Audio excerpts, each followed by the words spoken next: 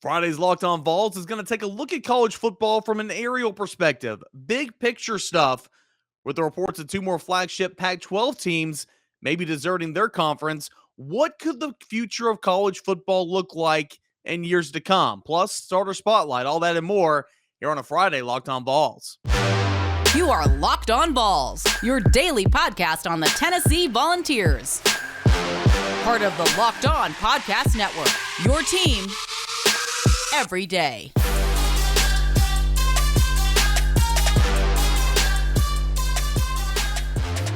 Happy Friday, everybody, and welcome into it. This is Locked On Vols, and it's your first listen each and every single day, your first watch on YouTube, available wherever you get your podcast. So thank you so much for that. I'm your host, Eric Kane. You can find me and this podcast on social media at Twitter at _Kaner, at Locked On Vols, and on Facebook at Kaner on Air. Been a minute since I posted there, as you can tell. We have got a action-packed in terms of information to get into here on a Friday show. First of all, hope you guys enjoyed Tim Banks when he was on the show on Thursday.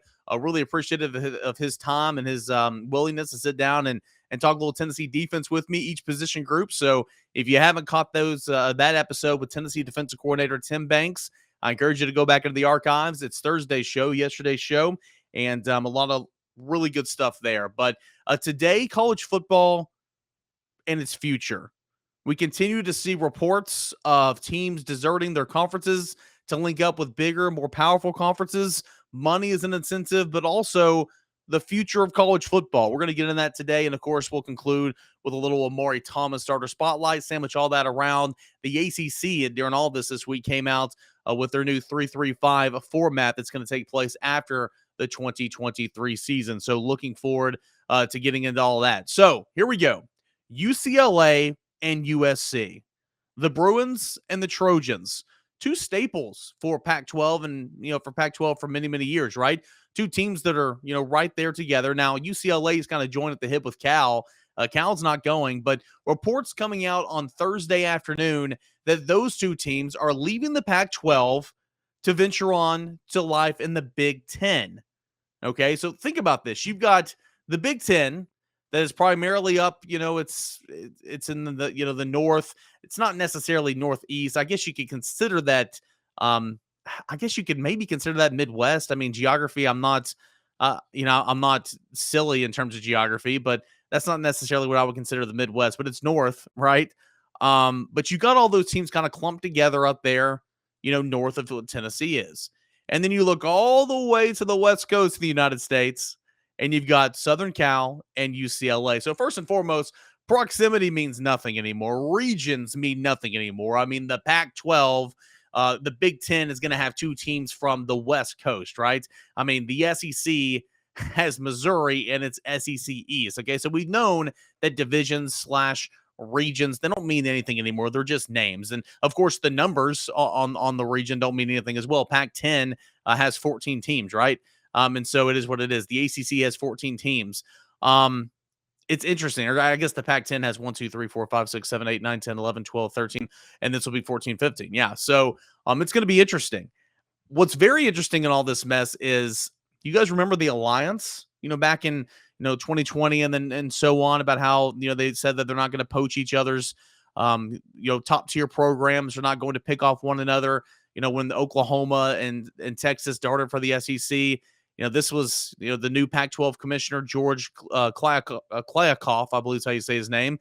And of course, the Big Ten commissioner, Kevin Warren, they've been best friends. They've been meeting up with one another and saying that they're not going to take from one another. Well, the alliance is dead in that regard, right? Because Kevin Warren is poaching two of the bigger fish from the Pac-12. This could happen as early as 2024. Why is that? Well, UCLA and USC, they have their grant of rights that are set to expire at the conclusion of 2023 football season with the TV deals with the Pac-12. So why is Oklahoma and Texas waiting so long to come to the SEC? Well, their grant of rights don't expire until after the 2024 season?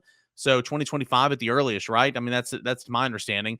It's a little bit accelerated for these two teams because after this upcoming football season, their media rights to their TV package expire. And of course, the Pac-12 has been wanting those two teams to re-up for quite some time, and they just haven't. So that should have been kind of hinted towards, what's to come in this whole regard. So that's a big reason. But also another reason is obviously money. Okay, you've got, teams pulling out, from the SEC at least a minimum of $80 million a year, for those TV rights. That's a ton more than any other team in any other conference. We're talking 30 to 40 million times as more, at least at a minimum. So money is obviously a contributing factor. Brand and recognition and name rights for what college football is going to be here in the next couple of years is also a contributing factor. We have the Big Ten, or the Big 12, that lost Texas and Oklahoma, and it has replenished with some of the higher up, group of fives, right? Cincinnati is heading to the Big 12. You've got Houston, who is heading to the Big 12. UCF, who is heading to the Big 12. That's all nice and dandy, right? But that's not, that's not Power 5 football as we know it right now. Okay, so that's happening. The Pac-12 is now taking two of its flagship stations to the Big 10. So you've got the Big 10 that is forming a juggernaut up there. The SEC, which is already a juggernaut, forming even more of a juggernaut. If I'm the ACC right now, I am terrified. What's the status of Florida State? What's the status of Clemson? And how soon can those two teams join up with the SEC? We've talked about pod systems. We're going to talk scheduling here in a moment with the ACC here in just in next segment, actually, and talk about their new 3-5-5 format. And we talked about with the SEC and how it's going to do. It's going to do away with divisions. How's it going to do scheduling? Is it going to be a 1-7? Is it going to be a 1-8? A 9-game schedule, 8-game conference schedule? What's it going to be? Is there going to be pods? The reason I think pods are not a very good idea right now is because you haven't reached that level to where you can truly benefit from a pod system, meaning, get up to a 24-team league, and let's break all this down in pods. You get up to a 20-team league, and let's get nutty with pods, right? That could very well happen here in the next couple of years at this rate. The SEC is set to have 16 teams in 2025, with Oklahoma and with Texas joining the fray. What if Clemson joins? What if Miami joins? What if Florida State joins? What about Virginia Tech? I mean, what happens when some of these bigger flagship type programs from the ACC want to link up with the likes of a new conference? Pittsburgh needs to go ahead and go back to the Big 12, right? Or Pittsburgh needs to go to the Big 12. There were some other teams that could, from the ACC that could dart for the Big 12. And you're seeing the foundation and the blueprints right now for two mega conferences, one in the SEC and the other in the Big 12. Alliance be damned, right, Kevin Warren? So it's getting nutty, man. Okay, for this all to happen, of course, the both deserting programs, UCLA and USC, they need to formally let the Pac-12 know that they are leaving the conference. And then they formally have to apply to be a part of the Big Ten. Of course, that hasn't happened yet. But reports out of a Thursday afternoon saying UCLA and Southern Cal, the Trojans and the Bruins, leaving the Pac-12, going to the Big Ten as early as the 2024 football season. This is nuts. And again, we continue to talk about leadership and what college football can look like in years to come. This is just more and more evidence that you're on the way. The Power 5 is going to be extinct. The Power 5 will not break away from the NCAA, but what you can see potentially happening is the Big Ten and the SEC breaking away and doing its own football, playoff system and a national championship. That would be down the line. But the footing's there. They're pouring the footings right now, right? I mean, the blueprints are here. You're seeing this. So this is wild. This is absolutely wild. Money is such a factor for UCLA and Southern Cal to do this. But also, again, I'll continue to say what's to come in college football over the course of the next 10 years. They do not want to be left behind. So again, I'll say it one more time. If I'm Clemson, if I'm Florida State, if I'm Miami, I'm sitting here saying, okay, when can I get out of the ACC? And how soon can I link up with the SEC? This could be big for the SEC moving forward on a day that has nothing to do with the SEC, right?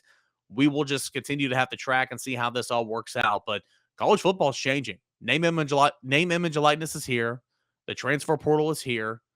There's been a whole lot of changing in the past, we'll call it calendar year. Actually, at the time of this recording, it's the 1-year anniversary of name, image, and likeness for college athletes, college athletics, college athletes.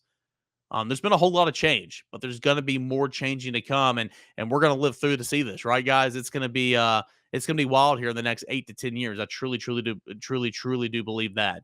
What can Tennessee's football schedule look like a decade from now? I don't know. It's going to be wild. But what could it look like here in the very near future in 2 to 3 seasons beginning in 2025? The ACC has released its 3-3-5 format set to take place in 2023. We're going to go over that and how does that relate to the University of Tennessee? We've had this conversation many times, guys, but again, it's fun to rehash again. And especially when there's proof in the pudding in terms of, okay, we see it right now that there's teams that are doing this. So how can it relate to your favorite team? That's coming up next here on Locked On Vols. But first, let's remind you guys about BetOnline. It's your number one source for your sports betting needs and sports information. Find all the latest sports developments, league reviews, and news, including this year's NHL Stanley Cup playoffs. I saw the Colorado Avalanche pretty much go wire to wire. And in Major League Baseball right now, the All-Star break just weeks away.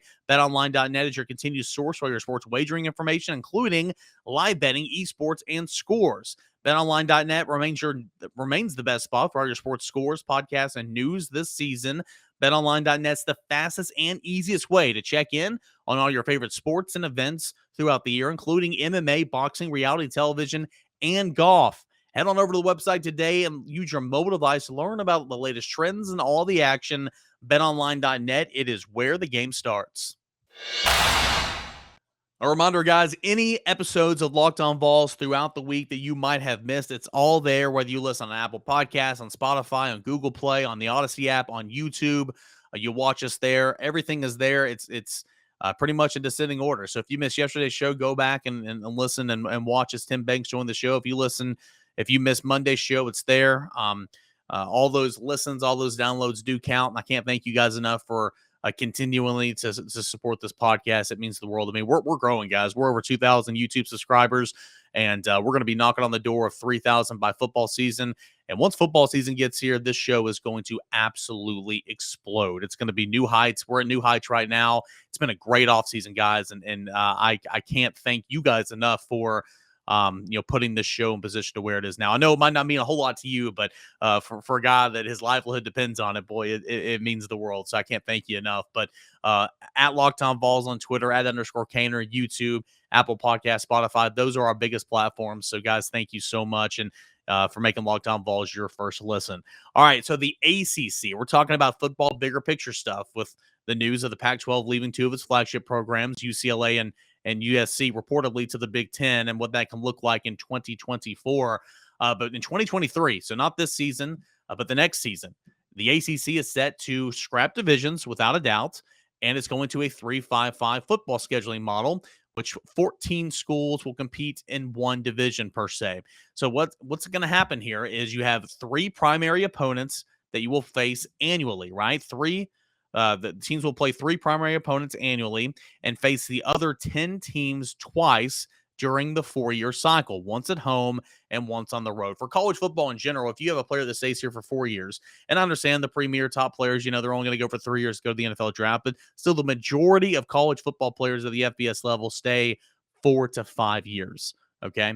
And for this to be in place to where you're going to get to go to every team in the conference, play every team in the conference, and get to step foot on every single campus in the conference at least once throughout your 4 years, I think that's awesome. That, again, is what college sports are all about. Traveling, seeing new venues, seeing new programs, seeing new lifestyles across the country. That's why, again, I was so upset selfishly because I was going to cover that game. I understand that. But when Tennessee scrapped the BYU game, because I was so excited to go see that venue, to see that stadium, to see that fan base.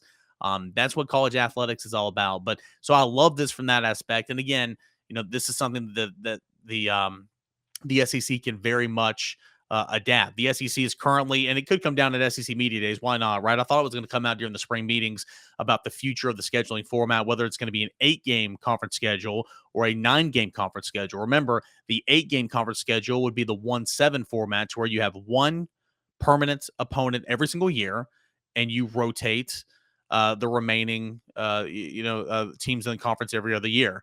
And then the 3-6 model would be a 9-game conference schedule. You'd have 3 permanent opponents, and then you would rotate, all the other ones every single year. Both both times you get to see and you get to go and you get to travel and see other, teams in the conference, which is really, really neat. And so that's good. But it's primarily, would you rather have a one permanent opponent or three permanent opponents? I think we can all say, hey, let's sign up for 9 conference games and let's have 3 of the same opponents every single year, so Tennessee can keep those long-standing 100-year-old rivalries such as Vanderbilt or a Kentucky or an Alabama. And then from there, is it Florida? Is it Georgia? Who knows, right? But that's kind of where this discussion, comes back home to us here in Tennessee, is what could it look like for the Volunteers. But for the ACC, try this on for size. Again, need to know one division. Each team will play 3 primary opponents annually and the other 10 league teams twice during a 4-year cycle. Top 2 teams by conference win percentage will meet in the first Saturday in December for the ACC championship. And this is also interesting, too. This is only going to be for the first 4 years, all right? They're going to try this out. So for the 2023 season, 24 season, 25 season, and 26 season, this is the model that it's going to do. If they prove that it is not going to be beneficial in terms of an unfair playing advantage for the 3 teams, then they might reshuffle the deck or try something else. But I thought that was very interesting when they announced this earlier this week. This is only going to be for the first 4 years, and then they're going to reevaluate. But you look at some of the heavy hitters here in the ACC and who their permanent 3 opponents are going to be. Clemson will play Florida State, Georgia Tech, and NC State every single year. It'd be great if Florida State was good, right? It'd be fantastic if Florida State was good.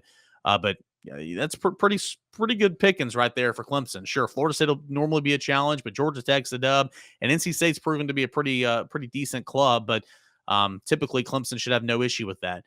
This model also preserves long-standing rivalries. Duke, Carolina will continue to play. You look at Florida State. Florida State got a tough bill of sledding, right? Florida State's playing Clemson. Florida State's playing Miami, and then Syracuse. I understand Miami's not where it always once was. Clemson very much is where it once was. And I understand people say, oh, Clemson had a down year. They still won 10 games. How on earth do you say that? They still won 10 games, right? So Florida State's got a tough billing with Clemson, Miami, and Syracuse in its grouping. Louisville has Georgia Tech, Miami, and Virginia in its grouping. Miami has Boston College, Louisville, and Florida State in its grouping. Pitt has Boston College, Syracuse, and Virginia Tech, which I think that favors the Pitt Panthers right now. And I understand they had a high year with obviously Kenny Pickett and whatnot, and Jordan Addison, and everything. The stars kind of aligned for Pitt this year, but we'll see if they can sustain that still with the same head coach and now Keaton Slovis in at the quarterback position. Virginia, which proven to be a top 25 team pretty annually here lately, has a pretty rough go about it. Let's be honest. It's got Louisville, it's got North Carolina, and it's got Virginia Tech. If I'm a Cavaliers fan, I'm not happy with this. Louisville, North Carolina, and Virginia Tech. That is tough. VT has Pitt, Virginia, and Wake Forest. I like that obviously that Virginia Tech and Virginia continue to play each other. And then if you're Wake Forest, pretty good sledding as well. I understand Wake Forest was up last season. We'll see if it can sustain it. But it's got Duke, Georgia Tech, and Virginia Tech. So that's kind of the highlights. I didn't go through every single team here, but those are kind of the highlights of what the ACC is going to look like. So again, I continue to bounce this back to Tennessee. It's a question we're going to continue to ask until it's answered, until we know what's going to happen. If Tennessee and the SEC, if they adopt a 3-6 model for a 9-game conference schedule, which very well could be the course of action, and that could be, announced at some point this summer. Again, I'm going to call for SEC Media Days here in a couple of weeks because I thought it was going to get done at spring meetings. It did not. I expected to get done at SEC Media Days, so we'll have to see. But there's a dilemma here if they want to continue on with the 8-game or if they want to go to a 9-game. I think all college football fans want a 9-game because that means one more, competitive big-time game and one less cupcake. But if Tennessee and the SEC adopt the 3-6 model, who's going to be Tennessee's 3 common opponents every single year? Again, until it's answered, I'm going to continue to ask. Please fill out the comment section on YouTube, @_Kane, or tweet me @LockedOnVols, whatever you want. Tennessee's got to continue to play Vanderbilt. It has to. It's one of the longest running sports annual games in all of college athletics. It's over 100 years. Tennessee has to play Vanderbilt. If the SEC adopts the 8-game conference schedule still with the 1-7 model, it will be Tennessee and Vanderbilt. No ifs, ands, buts about it. It will be Tennessee, Vanderbilt. And I understand a lot of you guys might, not like that. It's not like I'm beating the drum for it. I'm just telling you that's what it's going to be if that's the case, right? It will not be Tennessee, Alabama. It will be Tennessee, Vanderbilt. But if it's a 3-6 model, Vanderbilt will be in there. I would imagine the SEC would never break up Tennessee and Alabama if they couldn't, right? So I would expect Vanderbilt, Alabama, And then the big question is who's that third? Because a lot of the same things I'm pointing towards for Vanderbilt, you could say the same thing about Kentucky, the border war, right? Um, Battle of the border, Tennessee and Kentucky, the battle of the beer barrel. That's not been in commission for quite some time, but you get my drift here. Would it be Kentucky? Would it be Georgia? Tennessee's played Georgia for a long time. Would it be Florida? Tennessee's developed a really, really, really nice rivalry with Florida. Some really, really good games in the 90s. And of course, it's been just completely one sided towards the Gators here lately. But that rivalry only goes back to when the conference, did divisions back in 1992. So I think Florida would be on the outside looking in. Selfishly, I'd like to keep Florida because growing up, I was born in '93, so it was Tennessee and Florida. That was the biggest game on your schedule every single year. But I understand the demographic, ahead of me is always going to see Alabama.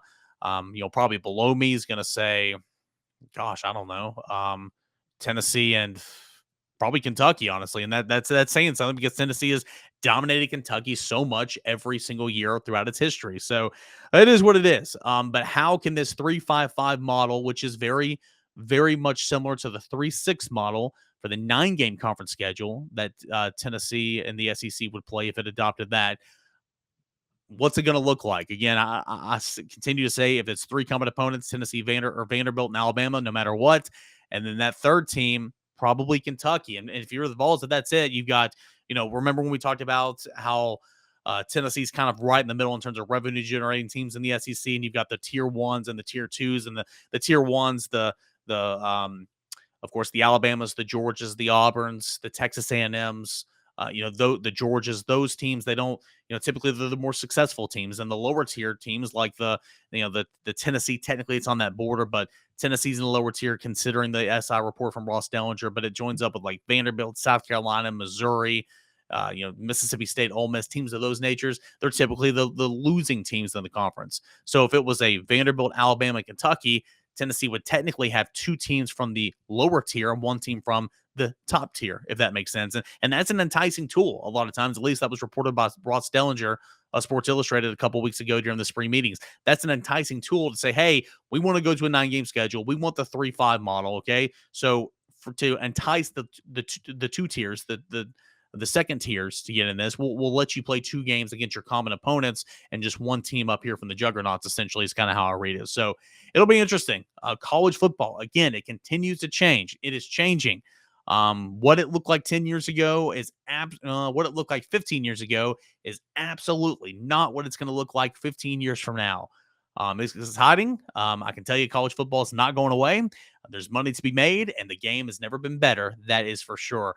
Speaking of the game, what about Tennessee's game? What about an emerging leader on that defensive line and really for the entire defense? We'll talk about Omari Thomas coming up next and starter spotlight as we continue on with the defensive side of the football in this mini series. But again, guys, BetOnline, it's your number one source for all your sports betting needs and sports information. Find all the latest sports developments, league reviews, news, including this year's NHL playoffs, Major League Baseball. It continues to be your source for all your sports wagering information, including live betting, esports, reality television, and so much more. It remains the best spot for all your sports scores, podcasts, and news this season. That is betonline.net. It's fast. It's easy. You can check all your favorite sports events, including MMA, boxing, golf, PGA, and live. Head on over to the website today or use your mobile device to learn about all the latest trends and all the action. BetOnline.net.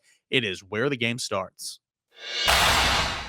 All right, so it's primarily been big picture stuff. I've been throwing a whole lot of stuff at you in terms of conference realignments and all that type of stuff, scheduling and all that. And it wasn't necessarily, I tried to spin it back to Tennessee, and I hope you guys know that. But a lot of times, here on Locked On Vols, we're gonna hit everything, okay? But we're gonna hit it from a Vol perspective. But sometimes there are just stories that are bigger than Tennessee, right? And here on Locked On Vols, I think it's my duty to discuss those and talk about those. And that'll be kind of the case when I'm at SEC Media Days. Tennessee comes in on Thursday of SEC Media Days here in the next few weeks. And I can tell you that Monday and Tuesday, there's going to be a whole lot of talk from around the SEC and not necessarily Tennessee. But nonetheless, you always hit it with a Tennessee angle, and that's what we try to do. But this is all Tennessee here, what we're talking about right now. Omari Thomas, starter spotlight. We head to the defensive tackle position, about 6'4". They list him at College Sports Reference at 316. I bet he's a little bit over that. I bet he's about 320. He's a big boy. Maybe 5 more pounds onto what they have him listed here. But he's a guy that came in here as a freshman. Here's a guy. Mel Kiper continues to resonate in my voice and my body language, okay? He came in as a freshman in 2020 and saw action in a whole lot of games. 7 games, started a couple of those games towards the end of the season, finished with 10 tackles, 1 TFL. And again, we can all agree 2020 was just a season to forget no matter what. But in 2021, played in all 12 regular season games, and he started.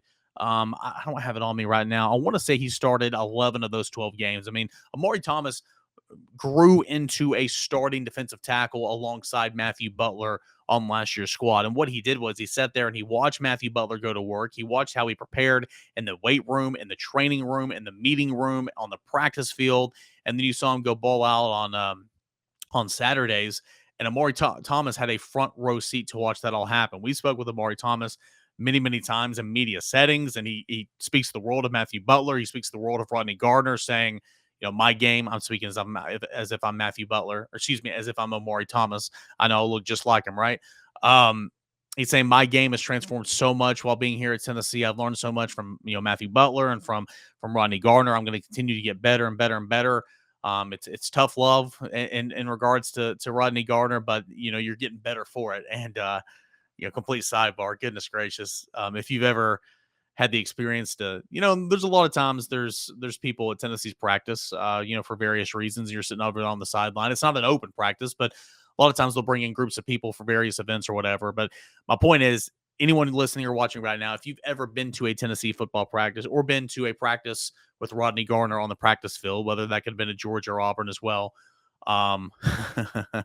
it is something. It is something. Those prospect camps in the month of June, the last 2 years I've got to go watch, Rodney Gardner coaching up those kids, the absolute same as Rodney Gardner coaching up those 20 to 22-year-olds on fall, weekdays throughout the week. It's you're going to get better. You're going to get better. And he's going to tell you how you're going to get better in a very loud way, right? Nonetheless, Omari Thomas is a guy that Tennessee has, Tim Banks. And I spoke with Tim Banks about him a little bit just the other day when I had him on the show, and spoke to, Rodney Gardner about it throughout the spring media sessions. He's a guy that's stepping up and becoming a leader. He's a part of the ball leaders on campus. The leadership group on campus with Tennessee's intercollegiate athletics on campus there. He's one of those leaders. He goes to those classes to learn how to be a better leader and a better teammate and all that. He stepped up, as a vocal leader in the classroom, on the practice field and all that. And you've heard great things about Omari Thomas. In 2021, his stats got a little bit better. I mean, they're not eye-popping regardless, but played in all 12 regular season games, had 18 total tackles, 5 TFLs. He had a sack.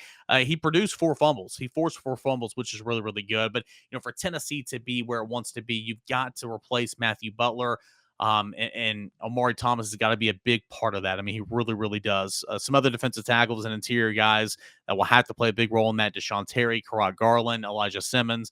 But right now we're talking Omari Thomas, and because he will be a starter most likely, because he started the majority of the last 2 seasons at that defensive tackle spot, and now he's a rising junior.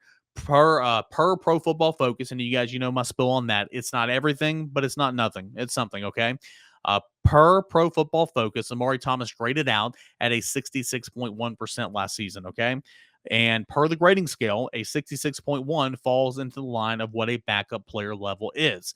60 to 69 is a backup level player. Anything below 60 is replaceable. 70 to 84 on the scale is considered a starter. 85 to 89 is considered all conference, and 90 to 100 is considered elite, which of course would be an All-American or Heisman status. Omari Thomas, 66.1 overall. Was his grade last season in the year 2021. 68.1 was his grade against the run. 81.5 was his grade in terms of tackling, which is good. 66.9 was his grade in terms of pass rush, and 56.1 was his grade in terms of coverage. I'm not sure how many times he was considered a coverage rep, maybe when defending a screen or something like that, but not a whole lot there. According to Pro Football Focus, he had 8 tackles on pass pressures, 7 hurries. He had 4 batted balls.